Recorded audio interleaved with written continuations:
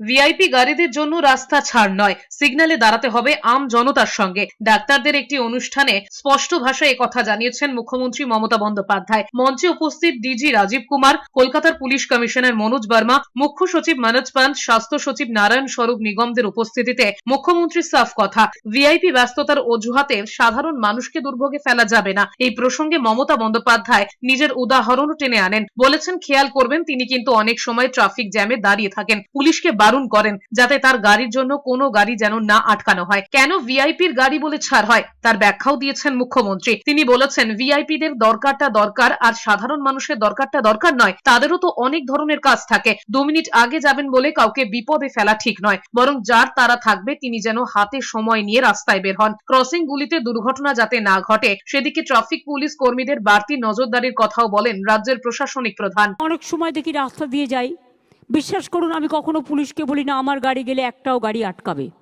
আমি পছন্দ করি ট্রাফিক জ্যামে দাঁড়িয়ে থাকা। মানুষ যদি দাঁড়াতে পারে তাহলে ট্রাফিক সিগন্যাল থাকলে আমি কেন দাঁড়াতে পারবো না?